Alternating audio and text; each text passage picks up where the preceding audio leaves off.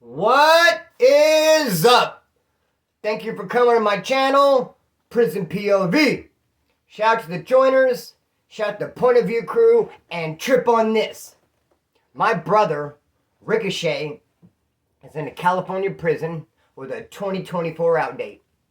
He's at Jamestown Fire Camp, which is the best place to do time. Ask anyone who has done time or anyone who's doing time in California, and they'll tell you, yes, Fire Camp is the place to be. Jamestown or Susanville, that's where he's at. Good for him.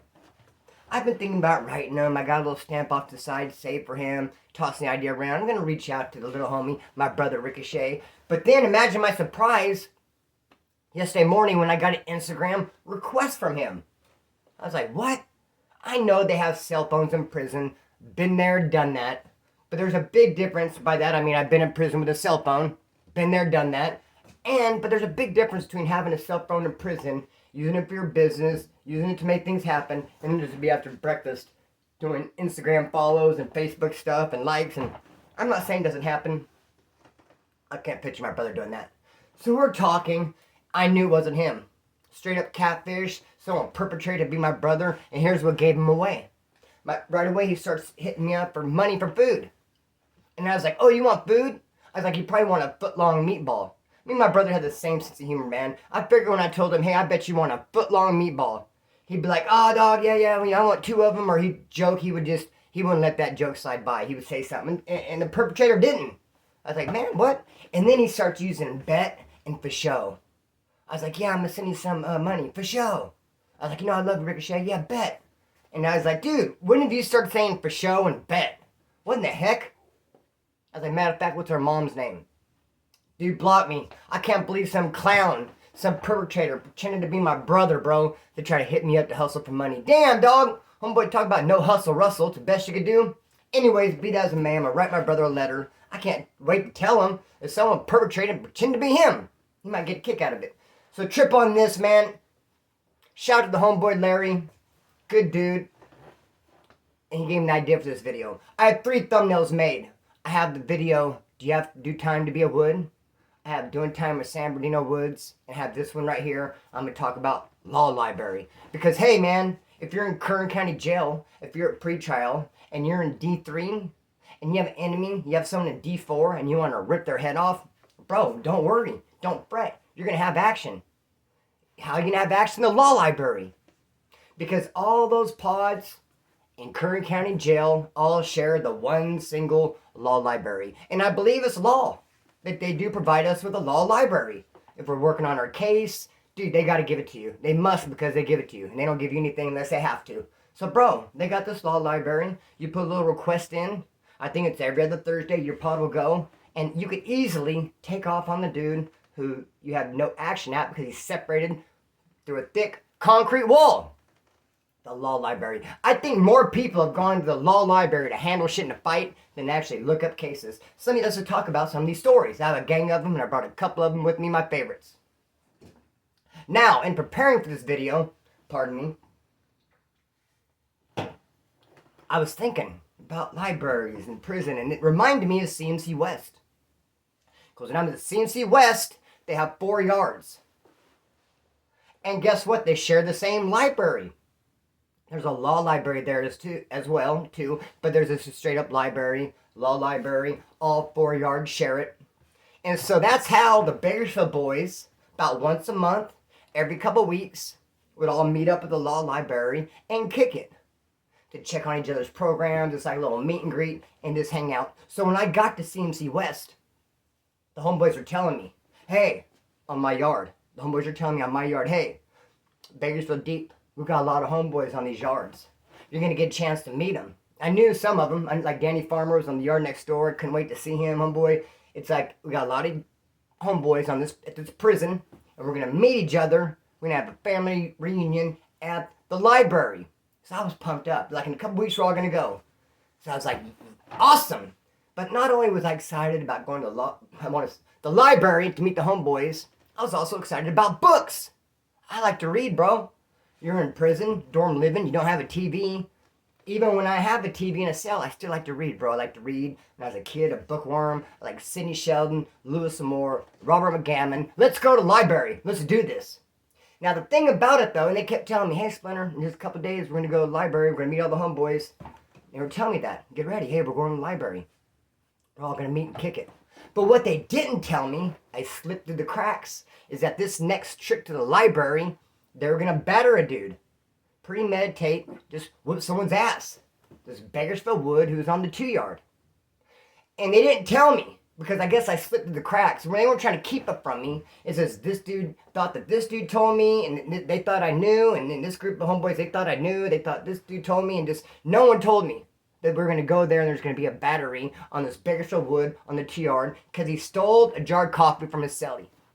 Not his cellie, his bunkie, dorm living. He went in his locker and took a jar of coffee. Now there's more to the story, obviously, that's why they didn't just stomp him out right then and there, but he was the only Bakersfield Wood on that yard, the 2-yard. They didn't really know how to handle it because he had a story. He was like, oh, blah, blah, blah, this and that. So they shot a kite to another yard to the Bakersfield boys over there and said, look, your homeboy over here is acting foul. He took a jar of coffee. How do you want to proceed? They said, send him to the library. We'll handle it over there. We'll check him over there. So, all my homeboys were all getting ready to go to the library so they could beat this dude down. I'm excited about the library just to check out some books. I got no idea of the battery. So, we're going there. I'm all excited. I'm the first one in the door out of my group of people that I came with from my yard. I'm in front of the line, right in the door, like, shoo, where's the books?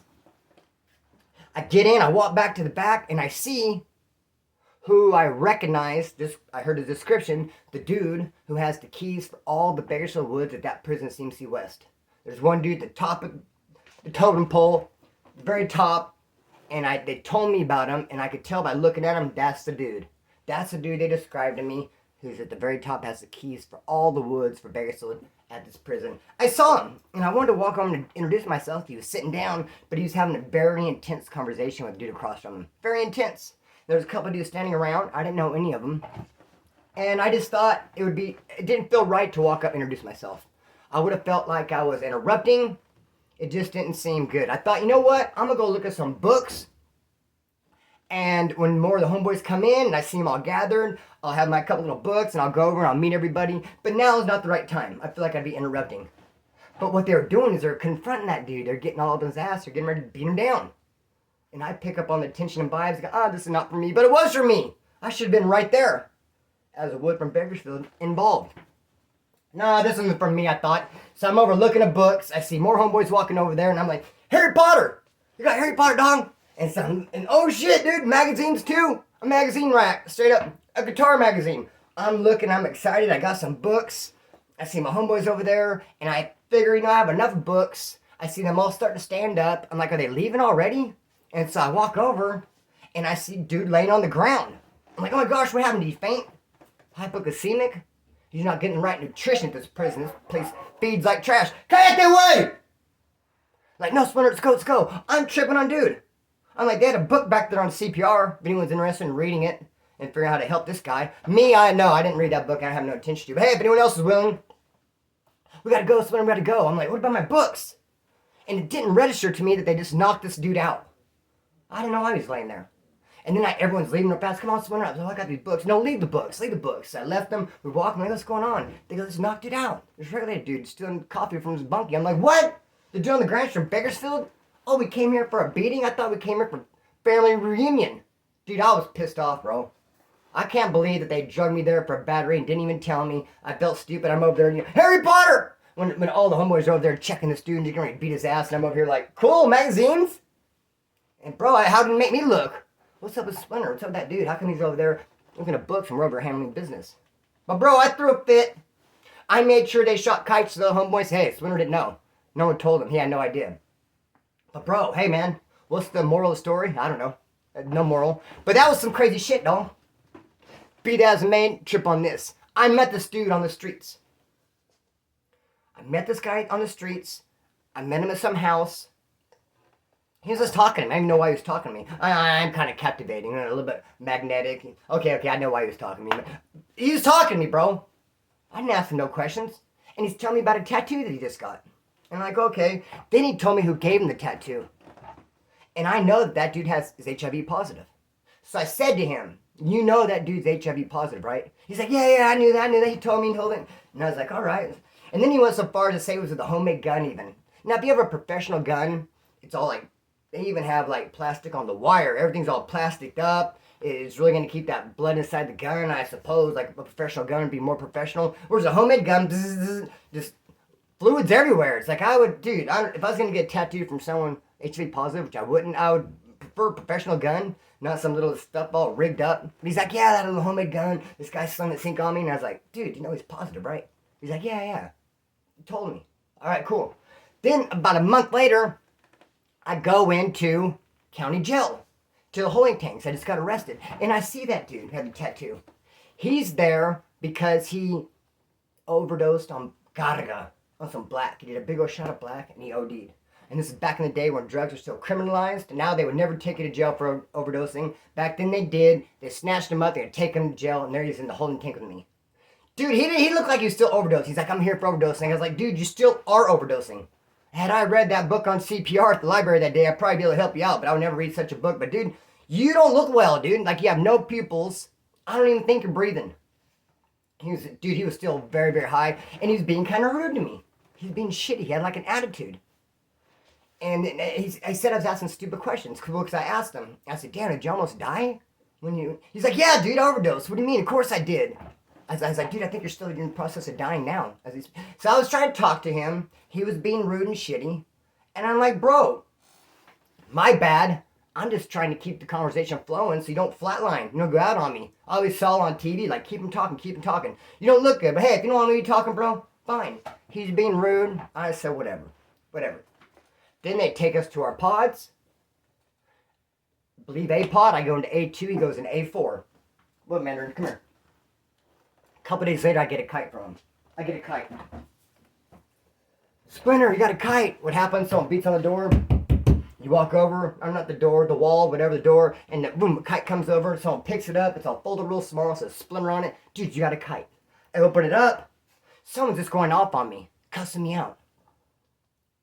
Pound it, stick it in your ear. I'm trying not to cuss, new YouTube guidelines, but he was saying, fuck you. Dude was talking all this shit to me. I hate you. I'm like, what, you hate me? I had to jump down to the bottom to the signature, see who signed it, because I didn't really know who the hell's going off on me like this. And I look, and it was that dude with a tattoo who I just saw who overdosed, who I asked him. That's why he was mad. He sent me his kite, cussing me out, saying, dude, if I wasn't so high yesterday, I would have beat your ass in the holding tanks because you went around told everybody I got a tattoo from someone who's HIV positive. That's who's saying the kite. I was like, dude, I didn't tell anybody. I told you. I asked you if you knew. There might have been some like people standing around like ear hustling. I didn't say, hey, guys, bring it in close. Come here, everybody. Hey. All right, check this out. Do you got tattoo HIV? I'm doing this because it's like a huddle. There's like people under my arms like all huddled. Huddle. This dude got a tattoo. No, I didn't like throw it out there like that. I asked him. And some other people heard. I don't know. And it's kind of a trick because I'm different now anyway. Back in the day, bro, I did too much. I talked too much. Now I wouldn't give a rip. I wouldn't give 2 squirts of piss if I saw someone who had a tattoo and they got it from an HIV positive person. I would think to myself nowadays, well, hey, if you didn't know, you're bad. It's not on me to tell you. Back in the day, I thought it was my job. I was more nosy. No, I'm just as nosy now. I just let it show more then. But bro, I would like get involved in people's business, homeboy, and you have to learn lessons the hard way. I should never say nothing. Wasn't my business, but hey man, didn't you know? He shoots me this letter. I ought to beat your ass. And I didn't know about the law library then. How you can go there and just fight people. And I was like, man, if this dude was in this building with us, this block, I would smash him for talking to me like this. Or I wish I could just smash this dude. I go, I'll see him on the streets. The wood I was kidding with is like, nah, bro, you ain't got to wait for the streets. You can get him now at the law library. I'm a law library. I could sue him? Yeah, I should sue him, huh? Because this is like, it's a defamation of character. He called me some bad names. And even how he said he hated me. I could definitely sue him, bro. He shouldn't be hating people. And yeah, let's sue him at the law library. No, you're not going to sue him. You're going to go there and you're going to beat his ass. I was like, what, really? He's like, yeah, he goes, I'll handle it. This is the part that tripped me out. He took it upon himself to write the dude back. We seen your kite you sent Splinter. None of us thinks it's cool. You're going to go to the law library. You guys going to fight. Put your slip in. I suppose that's what he was telling him. I didn't even read it. Made me feel very uncomfortable. This guy was responding to my mail. I wish I could have been like, at least like, hey, man, you know, no, stick in your ear. No, you pound it. You're going to meet me at the law library. But this dude totally took over the whole situation. He's like, I'll handle this. Just Wrote him, sent him a kite. Had no idea what he said. Challenged him to a fight on my behalf. Put a slip in the law library. We're going to go in 10 days, a week from this Thursday. And I admit, I was like a little bit, if you're going to know you're going to get in a fight that far in advance, 10 days in advance. And I was telling the dude, I was kicking him with real tough, the wood. I was like, I didn't want to ask homeboy. I wanted him to go with me for backup. But I didn't say, hey, will you go with me? So I was just kind of like, maybe I threw it out there like as a hint or something. Because finally he said, I don't think I should go with you. And I was like, no, you don't think you should? I think you probably should. He's like, no, it'd be better if you go by yourself. I was like, it would be better? Okay, I guess it'd be better. Why would it be better? If you said it'd be better, I guess it'd be better. He's like, yeah, just let's heat. And, you just go. He'll be by himself too. Guys, just go handle it. Don't need a bunch of witnesses. Don't need people standing around. It'll bring the heat. And I was like, if you say so, I feel a lot better if you went though. Because how am I going to be able to find it? I've never been there. And I don't know like what the fighting section is. You sure you don't want to go? Just like you don't want to go? It'd be better without you? Okay, whatever. Be better without you. Here comes that Thursday. They call me out for the law library. I come out, and dude comes out, and one other dude from his pod comes with him. And I'm looking to see if they're like communicating, because I'm like, are they together? I'm going to get jumped here? Like, what exactly is getting ready to freaking go on? It didn't take me long to find out, because as we're walking law library, I'm in the front of the line. They take off on me, both of them, right there in the hallways. I have no idea why they did not wait till we got to the law library. They started attacking me right then and there in the halls. Jumped me. Tried to pull my shirt over my... You seen the move? They pulled the shirt over your head, but my shirt just came all the way off. All the clothes all big and baggy, coming all sucked up. Shirt way too big. Pants, I'm tripping over the pants. Boxers all folded over. You know how the elastics so big and stretch out, literally folded over. I thought my pants were going to fall off. I think I had like only one sock on. Dude, they gave me the tore up clothes, homeboy. This shirt came all the way off. Someone bit me on my back. Bit me. It turned into a big old fight. I was never able really to throw that many punches because they got me from the back and just pushed me forward, took my shirt off, and it's crazy. But worse than the beating, way, way worse than the beating those two guys gave me when they jumped me from my back in the hall was what the cops did to break it up.